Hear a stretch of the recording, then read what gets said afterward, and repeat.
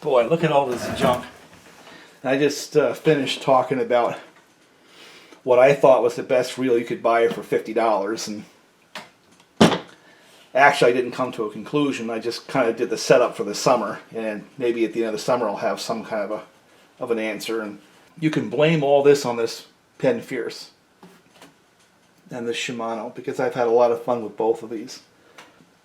But as much as I suspect I'm going to really enjoy these two rod and reel combinations, and I'm really looking forward to the Daiwa Legalis, I need to go back in history a little bit so you can understand why I'm going to appreciate these things.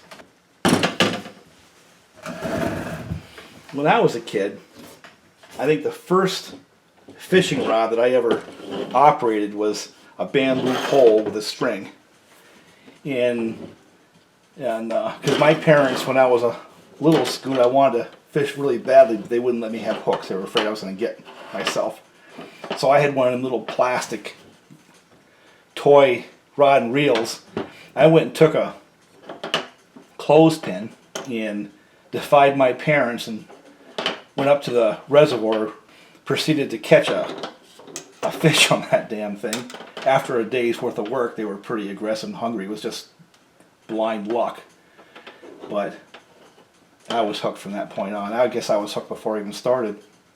And then my parents used to send us to Alabama for the summer. I don't know if it was to get rid of us or to give us some real world experience, but while we were down there, my grandfather would give us these big long bamboo poles with a line and a float and a can of worms. We'd go out and catch fish all day long. It was fun. Or he had these kind of things inside the barn, and we all raced to try to get one because they were so cool. This was the pinnacle of fishing gear for me when I was, 8, 9, that kind of age. And like most kids of that era, I really enjoyed getting outside, and I did a lot of work and saved my pennies. And this here literally is the first fishing rod that I ever purchased.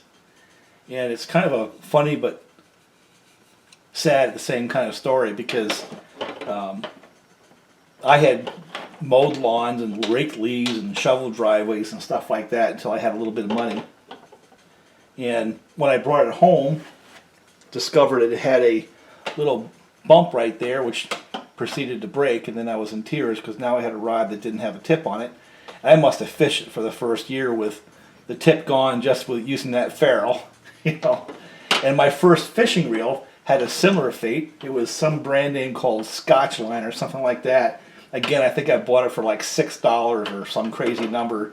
And sure enough, me going to the pump house, because that's where I used to fish, and the reservoir with my broken rod and my Scotchline reel. Eventually, one time I was trying to untangle things, and I wanted to take the spool off, and this drag that you had on the end of the spool, I took it off and dropped it into the pump house right off their dam, and boy, it just ruined my whole day. I went home with a broken rod and a broken reel.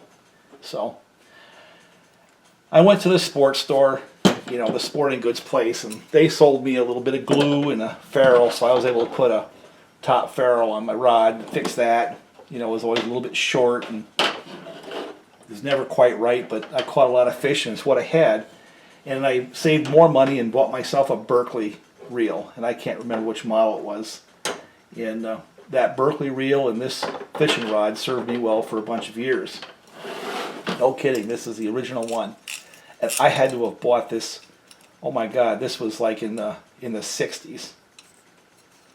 Yeah, I don't know, 65 or 66, that kind of time frame, maybe even before. My next operation, or my next fishing outfit was ultralight. I had read about ultralight. I can remember the issue of Field and Stream where they were talking about ultralight fishing and how it was an interesting concept for panfish. And I went and bought a Garcia Conlon Brown ultralight rod, and I bought this Daiwa 7250 HRLA reel. Not this exact reel, but one like this. I found this on eBay, so I bought it just to kind of bring back the memory. I actually had my Daiwa reel up until we moved out here to New York, and somewhere in the move it got lost. It's probably in a box somewhere. But that Garcia Brown and Daiwa combination served me well for a long time. I mean, I caught a lot of fish on that darn thing. And, you know, they weren't bad. They worked pretty nicely.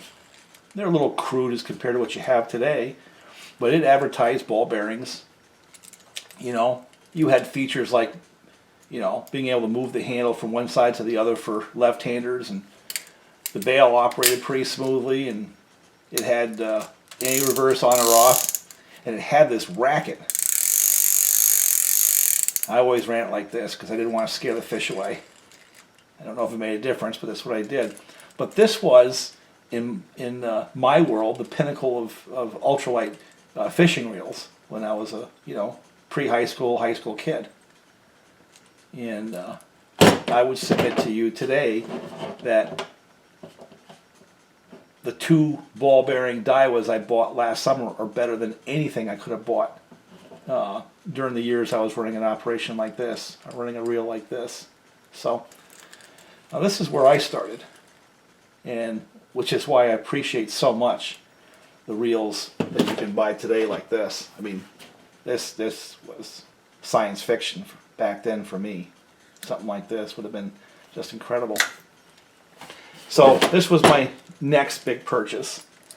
And then, boy, I bought this one. This is a brand that no longer exists. The brand name is Olympic. It's a VO5. It says 2 ball bearings. It was a good reel. Caught a lot of fish with this reel. Again, it had the any reverse on or off. It advertised it had bearings. By the way, this one here, the Daiwa, advertised ball bearings as well. I don't know if it had 1, 2, or 6. I have no idea, but it advertises ball bearings as well. But these die-cast reels of this period were actually getting to the point where they were functional and useful. And this Olympic was actually quite a nice reel. Again, it was, in my mind, an ultralight reel, and that's where I used it in ultralight application. It bumped my Daiwa from my Garcia Brown rod. I ran this for a bunch of years. And then after a period of time, because they weren't dying, you got to understand, these old die-cast reels were rugged. They were rugged. I went modern back in the late 80s, early 90s and started fishing these Shimano AX2000s. And, you know, they were an inexpensive reel, but boy, they were cool. And they had this quickfire feature, which I just loved at the time. And I got to tell you, Shimano still makes them, but this is not a very popular feature. I would suspect that very few people watching this video even know this thing even exists, and even fewer would be interested in even having one.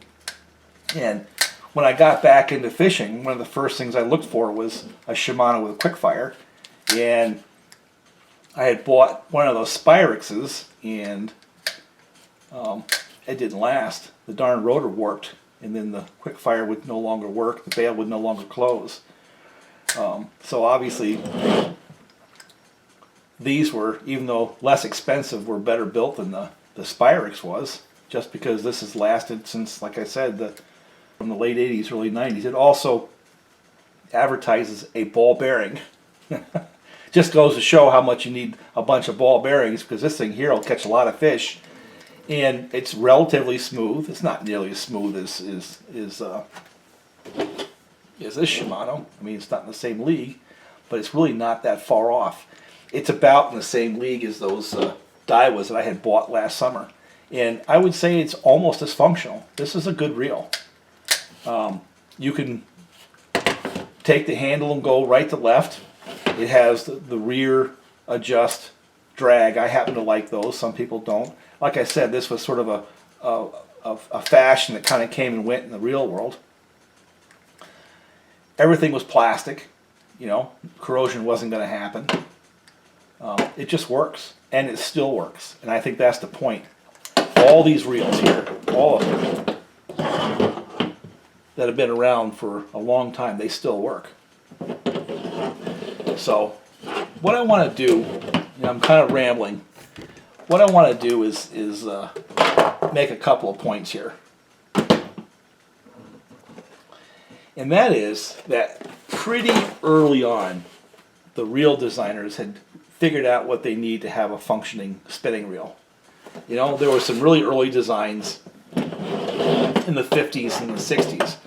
But by the time this company, Mitchell, came around, they pretty much had figured the thing out.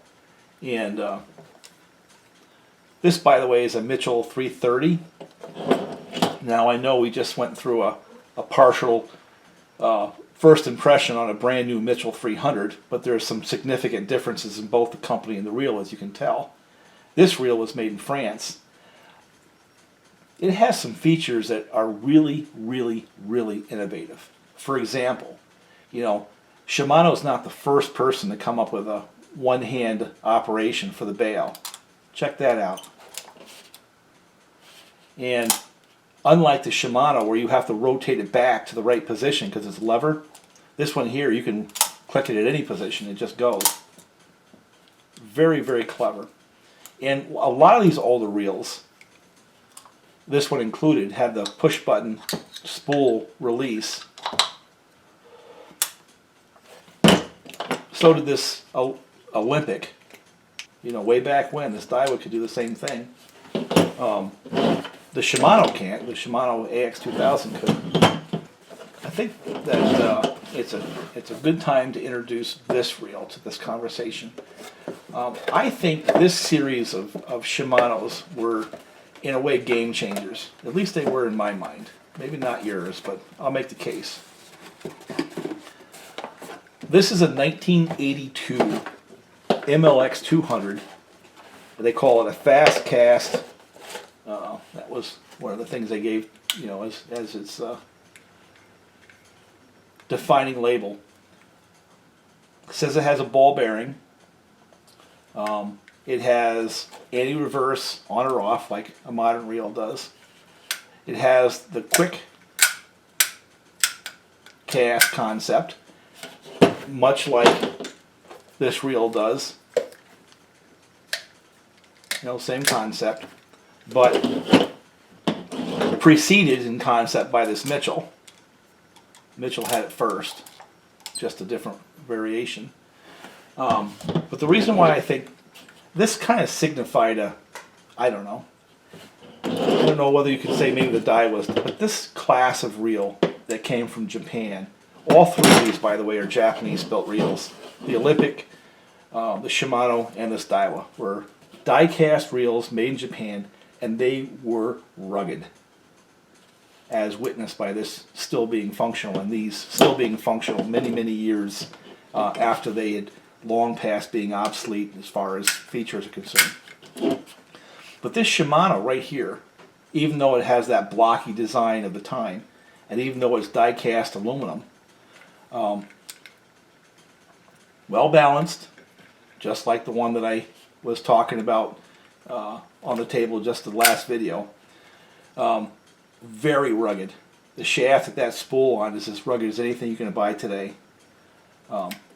Doesn't take a lot of effort to snap that bail. Doesn't take a lot of effort to open it up.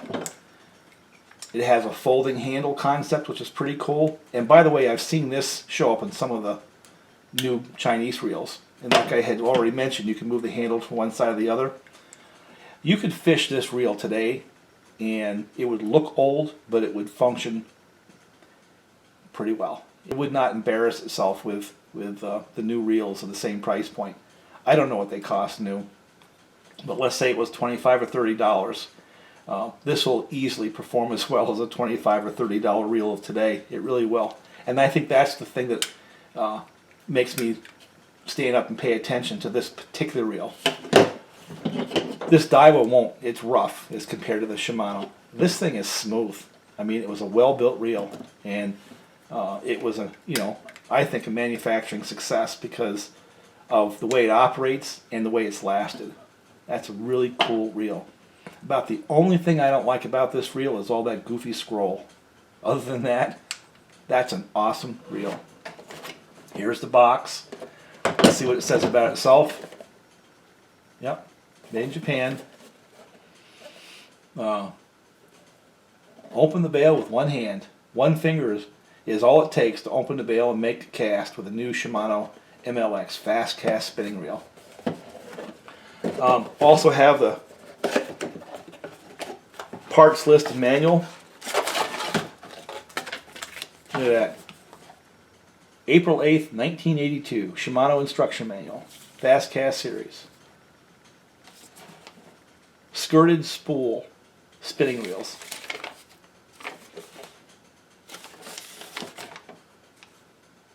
And as they predicted, proper maintenance will assure years of outstanding performance. Well, look at this. We have specifications. Boy, I should have kept some of those new reels on the table. Gear ratio, 5.1 to 1. That's the same gear ratio that the Mitchell 300, the new one. Well, I've got the box, not the reel. It's the same gear ratio this one has.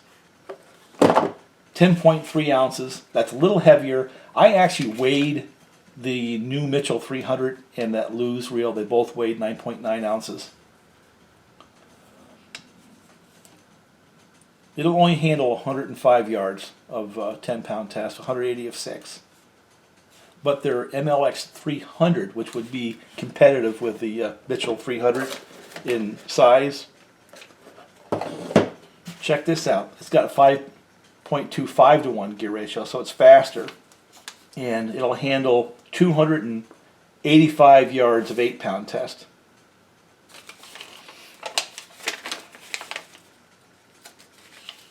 It points out it's got a roller line guide, as all the new ones do.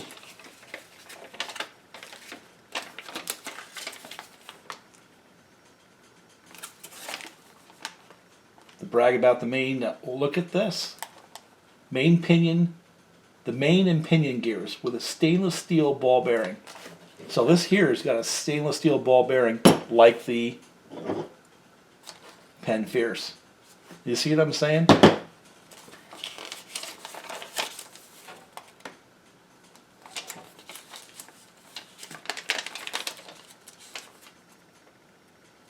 I mean, this manual is actually quite complete. It tells you how to take it down, how to lubricate it, and oh yeah, it's got ball bearings. So it says ball bearing, but I can count at least 3 of them. Point being that some of these old Shimanos were just amazing reels for their time. And this here is one of them. Like I said, the only thing I don't like is the decoration. But what a nice reel. And again, 1982.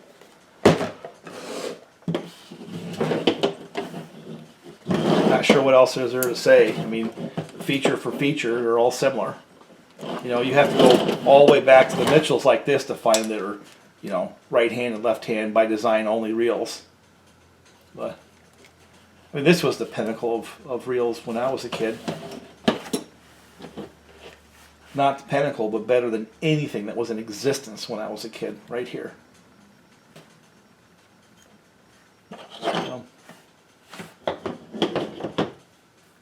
I would say that this is better than anything that was in existence when I was a kid, right here for $50. A little bit of history, a little bit of perspective. You guys buying fishing gear now have it really, really, really good. So, anyway, talk to you later. Bye for now.